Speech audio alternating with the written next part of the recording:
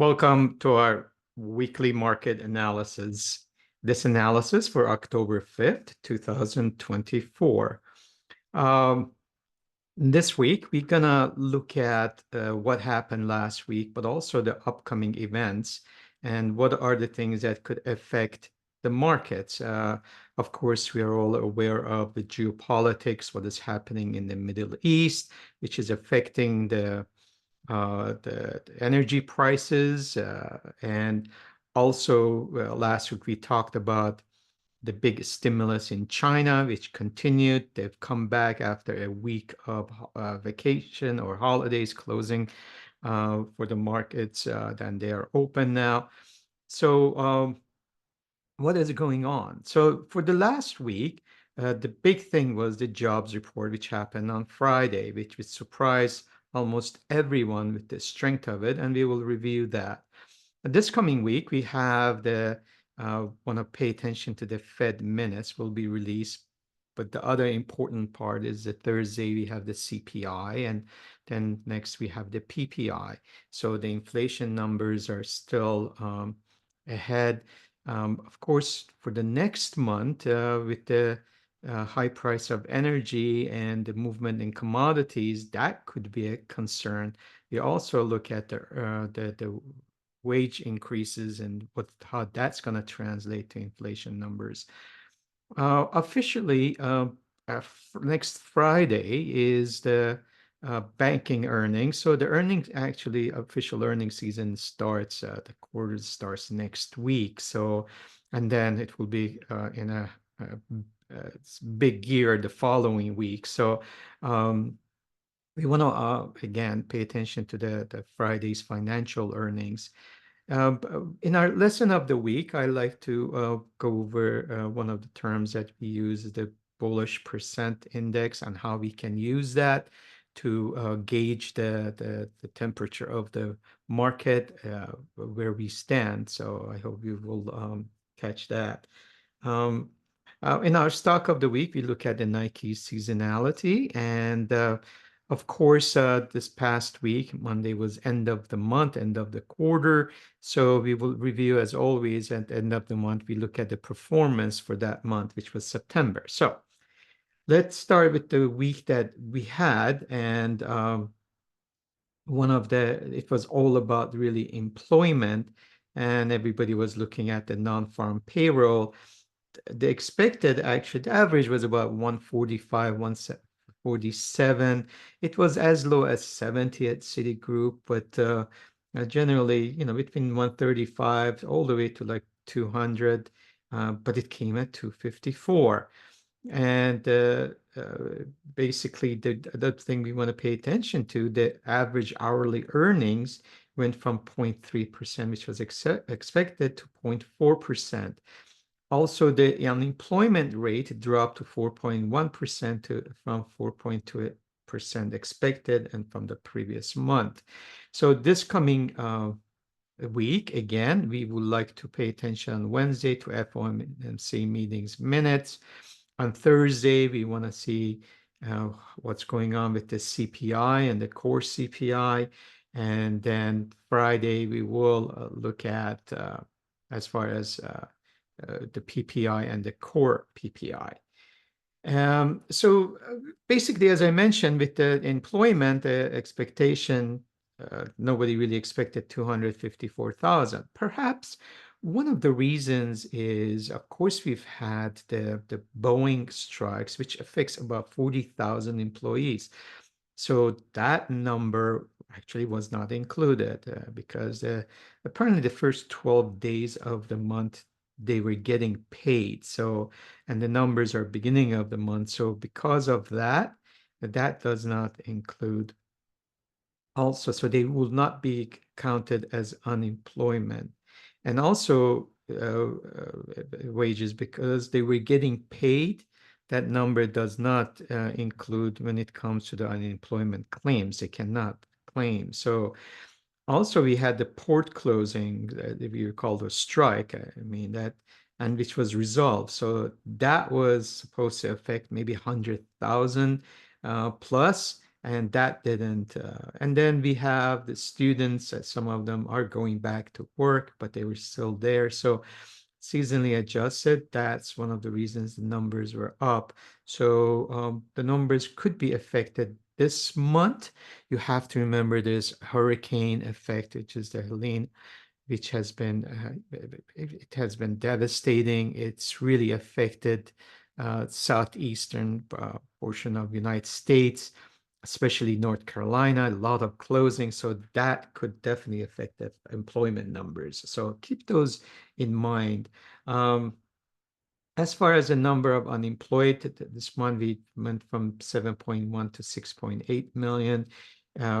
A year ago, unemployment rate was at 3.8. We are at 4.1. And the majority of the job gains came from food services and 69,000, healthcare, government, social assistance, and construction. So the other thing, again, that average hourly earnings went up to 0.4%, and it's at $35.36, which is up 4% compared to last year. The other thing was actually there were revisions done upward. So the July and August figures actually showed 72,000 more jobs were added than initially reported. As far as you have seen since the Fed has reduced the rates, actually the treasuries, the yields have been going up. And the idea is now that, again, they've been doing the job for the Fed itself. So we have had again some sell-off in the treasuries, and with that, what I like to pay attention to is we had a little steeper yield last week with the 2-year and 10-year. Now the spread has narrowed to almost 0.6%, so or 0.5% really, so 5 basis points. So that has been flattening really. So, and then the other thing is, as you can see, from gilt to again 10-year notes, we've had an uptick, and we will review that in our charts. So what kind of week was the first week of October? Flat. Remember, October, this is the election month. We have geopolitics. So generally, October is positive, but volatile. So this week we've been all over, and Friday really saved the markets.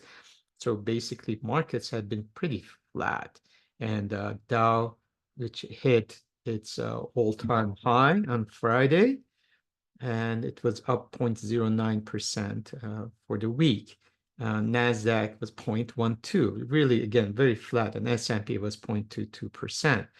S&P hit the all-time high at 57.62 on September 30th. So we are right there. Dow is right there. NASDAQ still crawling back to get to that 10th of July high of 1864. Gold, which has been on fire, it was pretty flat. Copper was flat after a big runoff. Again, the China story. And crude oil is right now.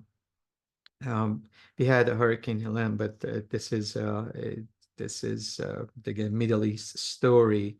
What's going to happen? The retaliation of Israel against Iran. Will they hit the refineries in Iran? So that's a question mark. So overall, all the markets were up 0.19%. You see the big effect was on small caps. With the increase of the rates, they were affected the most, and the mid cap growth was the big winner, even though, but by not much. So this week I want to share some charts. Just initially, we can compare where we stand with S&P. The commodities, you can see what has happened from the beginning of September with all the tensions, gold going up. We also see, obviously, the metals and gold and silver and crude oil. So a big jump. And that's why we got to pay attention to this for the following months' CPI numbers, unless it gets resolved itself. And the dollar because of this and because of what is happening with the bonds, you can see which they are inverse as interest rates are going up. It favors the dollar. Geopolitics also affecting it. So it's interesting that actually commodities are going up because of, again, crude oil, and dollar is going up. But again, it's more of an interest rate play.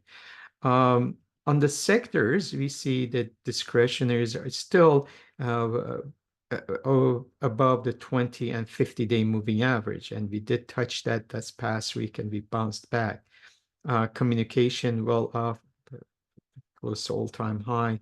We got the technology above the 20 and 50. We got the industrial, which is amazing. In this environment, industrial are doing very well.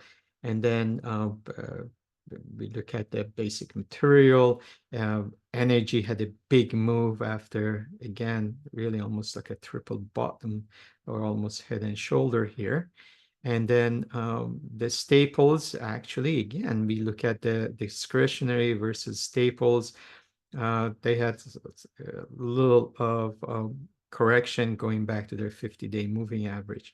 Healthcare, actually, defensive sector, staples, they broke below their 50-day moving average. Utilities on fire. They're not really defensive anymore. They are more of a technology, really AI related, with the demand for energy.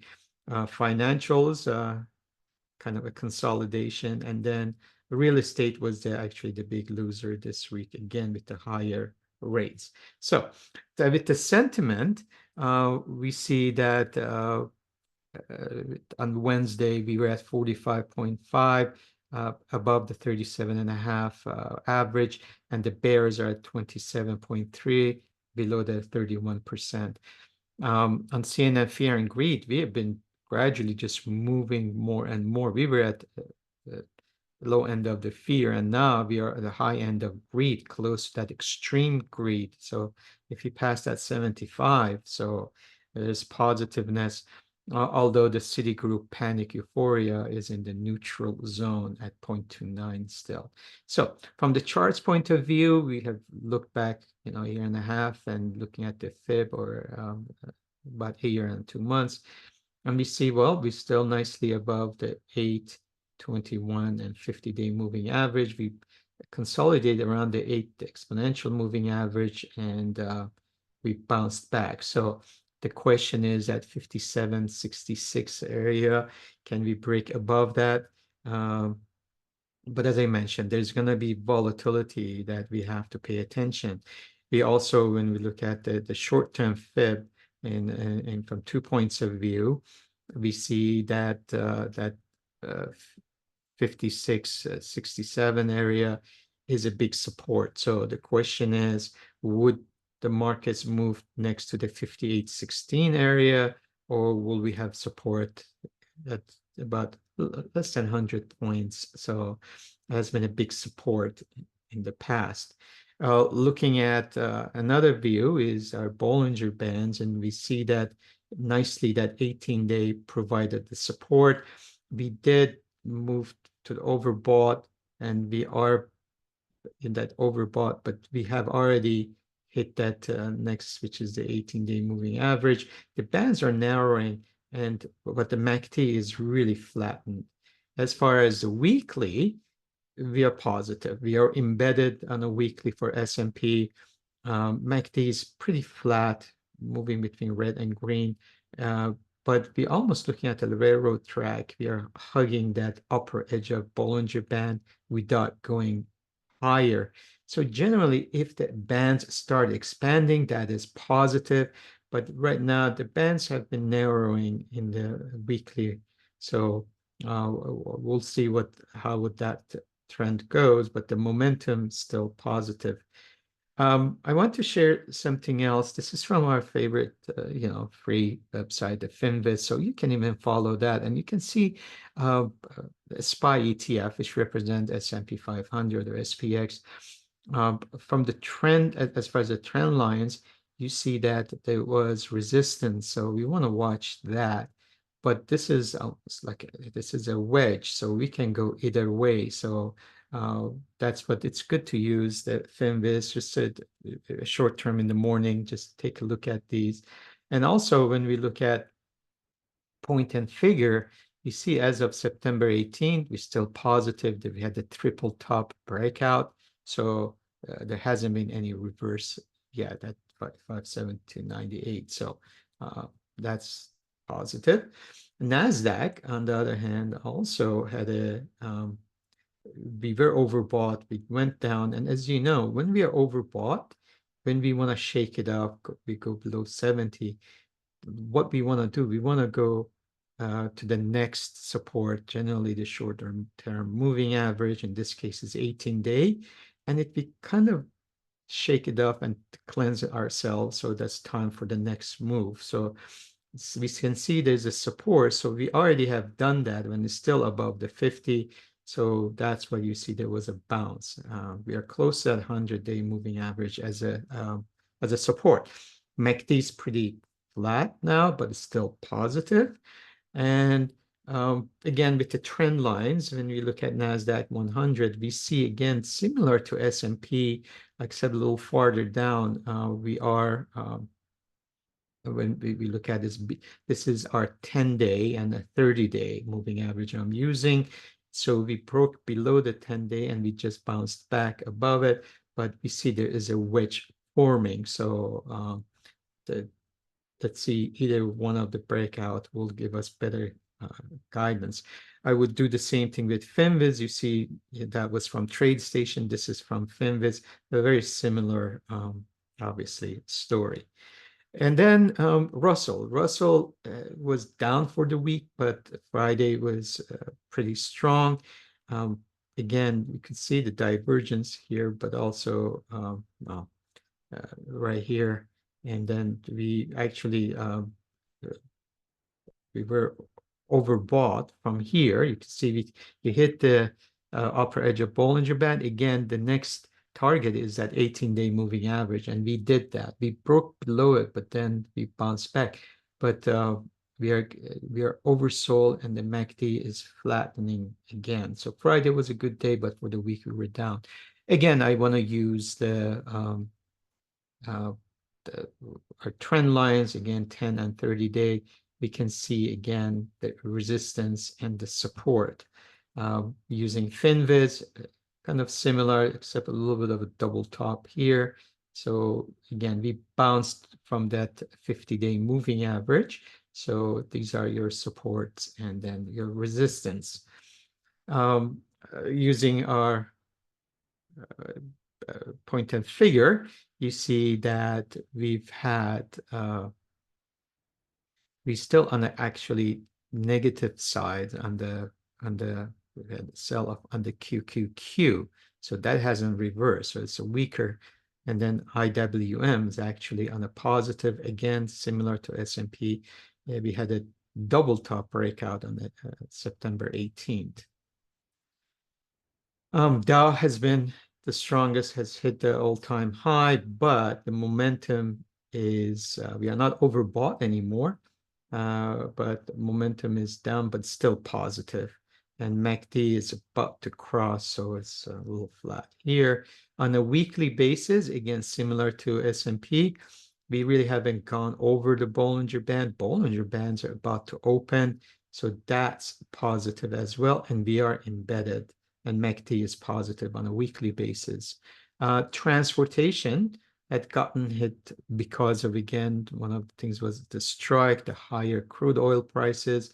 Now we are in oversold position. MACD has crossed down, and we are under 18-day moving average with a wider Bollinger Band. So let's see if we can break above the 18-day. And if it continues, then that's not going to bode well for the markets. And also interesting that we've had strong VIX.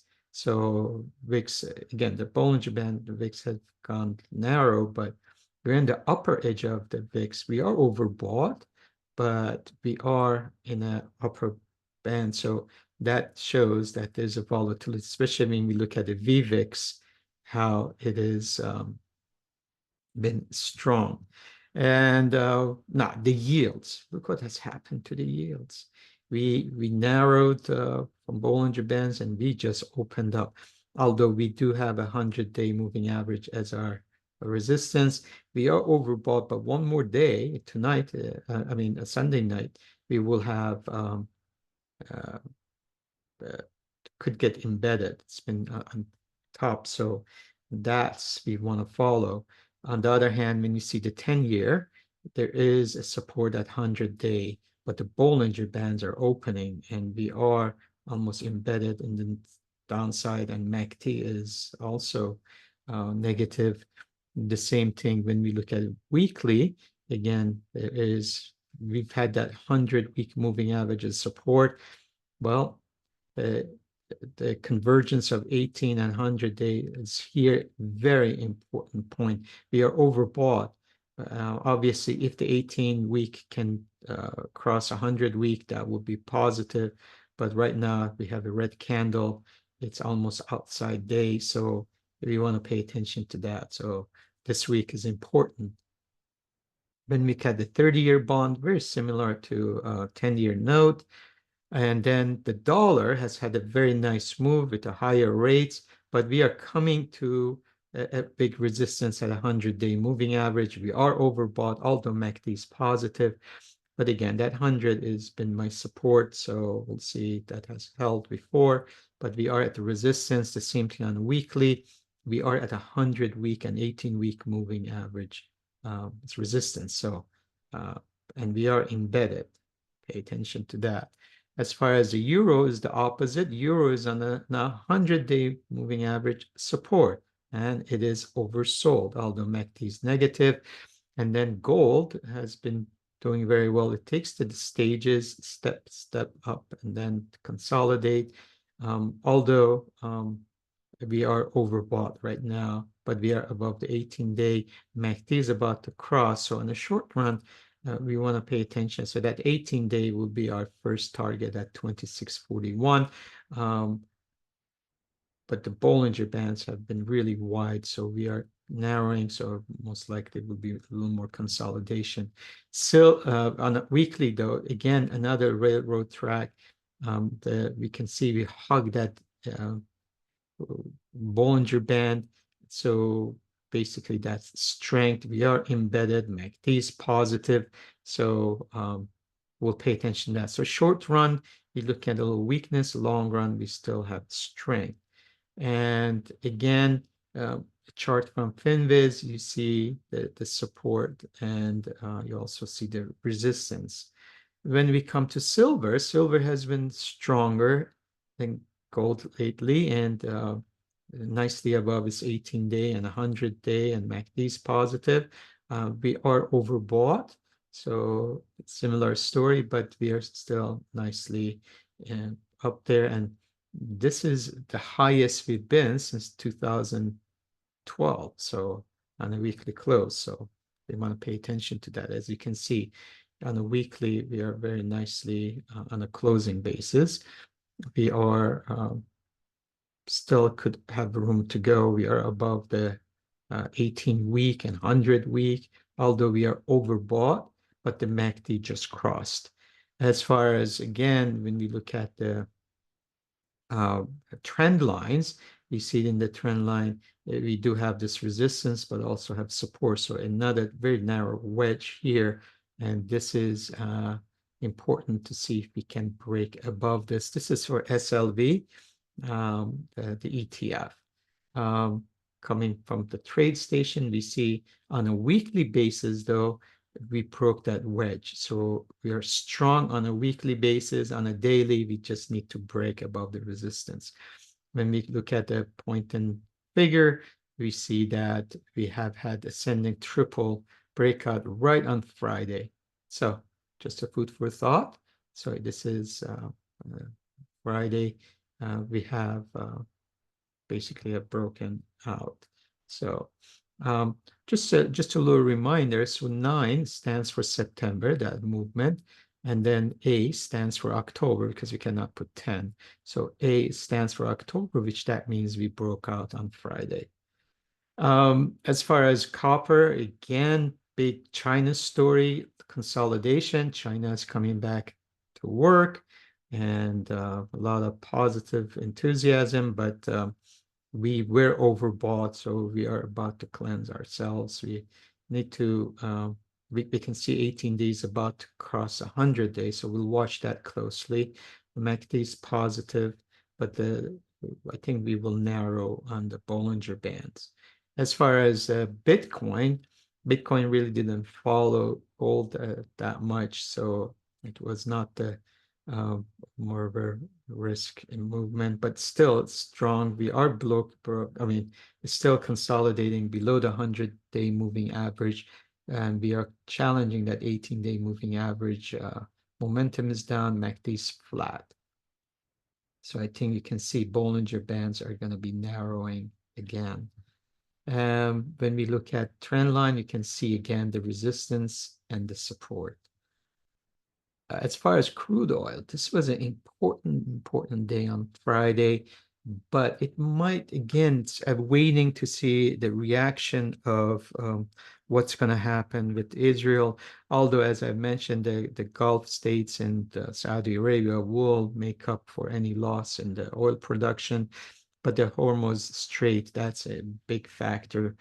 So we did break above that 100, but we are outside the Bollinger Band and it's one candle, and we are overbought. So this, we want to watch this, so to see if just a temporary and will come back under 100-day. We haven't been able to hold it since mid-July, so we can see if that's going to be short-lived as well. The same thing I've been talking about on a weekly basis. Remember, we've had this big support and we've been bouncing more of a technical oversold bounces up. So just a food for thought. As far as we look at the candle, I mean, Ichimoku, so I want to bring your attention. You can see on a monthly basis, we've been above the cloud, but now we are right under on a monthly basis.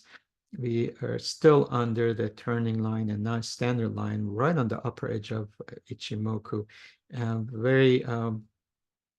The trend is actually, momentum is down, but as far as DMI positive, negative, they're challenging each other. On a weekly, we are right on the upper edge of the cloud. On a daily, similar, we went to the upper edge and got rejected. So there is a resistance. So I want to remember that, but we still had the strength. We broke above the 18, I mean, below the turning line and standard line, and the DMI end of September did break above the positive, below the negative. 60 minutes still strong, 30 minutes strong. It's 10 minutes is pretty flat. So watch these time frames. So we'll see what happens with the crude oil. And again, in October, remember in September, we've had negative, when we were hitting the support and basically we reversed, and then here we are. And we've had the double top breakout October 3rd, which was Thursday. So here we are. So let's see if there's going to be any resistance or to reverse, or we will continue this. Now, expected moves, of course, we pay a lot of attention. We see that we had a really flat week. We never really got close to the upper edge of S&P. For QQQ, the lower edge supported us. The Russell, the lower edge of the expected move supported us. Dow, we were right in the middle, unchanged. And it was that the bonds that the TLT really broke to standard deviation way outside. And then gold, and that was obviously the non-farm numbers, because again, that's the point that is Fed gonna do 50 basis point. Now, basically, markets had been pricing it, and then they noticed that again, they will be lucky. There's going to be a 0.25% and then 50 basis point. We'll talk about that. Gold pretty flat, right in the middle. Silver hit the upper edge, and reversed, and then financials had a strong Friday. And look at the energy. I mean, way outside this expected move. The same story with crude oil. Now, because it was September, end of September, here's our performance. Again, for your own record, year to date, we can see cocoa, coffee, orange juice, silver, and gold. These are big winners, all commodities. So please pay attention to your commodities. As far as currencies goes, so obviously Bitcoin has been the #1 performer. British pound yen has been the second best, and British pound US dollar. The only negative one we have the euro, British pound. So as far as the S&P 500, year to date, we see where NVIDIA is compared to Microsoft and Apple and Google and Meta and Amazon. When we come for the month, we see that, for instance, Microsoft was up 4%, NVIDIA about 3%. So now many big numbers. Apple was up 1 and Google was 2 and Amazon was 8 and Meta was a big winner with Oracle. And as far as when we look at the general indices and ETFs, of course, S&P is the best performer, and then Dow is up 12%. So obviously these are the inverse leveraged ETFs, so be aware of that. Big time downs. And then gold miners, semiconductors, gold itself, and you can see silver has done better than gold. And when it comes for the month, we see China a big performer, and because of that, it brought up the emerging markets almost 6%, or the Vanguard's emerging 7%. So, and then this is for the month. All historically, as you know, September is supposed to be the worst month, but this was an exception. And again, it's all about economy, what the Fed is going to do, and that was a big catalyst. As far as the world goes, we see for the year to date, Alibaba, Taiwan Semiconductors, big winners in JD.com, in Asia, in Europe, we have, again, ARM, which is semiconductor related. We have a lot of that, or SAP from Germany, and then in Americas, you can see Latin America is really lagging. And for the month, again, Alibaba almost 31%. As far as the sectors, what we see that so far year to date, the big winner, the top is technology, and utilities not far behind. Communication services are right there in the 20s. So the big laggard has been energy, which was down 2.95. Remember, this is as far as this is end of the month. So basically, remember October 1st, this is September 30th. So we've had a big jump for this week. So for the month and the week, they didn't do well. As far as industries, the #1 industry has been utilities independent power products. And with all the things we need for AI, the energy demand, they are up 127%. When we look at as far as performance for the month, they're up 26%, the renewable up 24%. As far as the worst performers for the year to date, industry-wise, pharmaceutical, shell companies, solar, auto parts, and oil and gas drillings. As far as for the month, the worst performer, oil and gas drillings, oil and gas equipments, and medical distribution. As far as S&P 500, when we look at the best performers, we have the VST, NVD, CEG, and Palantir, and they are in a triple-digit performances. The worst, again, we talked about the as far as the retail pharmacies, for instance, like Walgreens. Then we have Intel and Dollar Tree and Lulu and DXCM. So just get ready. End of October is coming. Get ready for end of the year tax laws. Just have your list ready. For the NASDAQ 100, NVIDIA, CEG, and ARM, the best. For the Russell, the best one is WGS, SMMT, and we're looking at 1,400% in the Russell. as far as we've had our portfolio since end of June 22nd to be exact. So this is end of September. We see Poet is up 121%, Bristol Myers is 28, Lulu is 8, and Twilio is up about 14%. So the portfolio looks about 43%. And that's about it. So I hope that was helpful, a little longer than usual because it's end of the month. So we'll move on to our next, which is the lesson of the week in emerging markets. Thank you.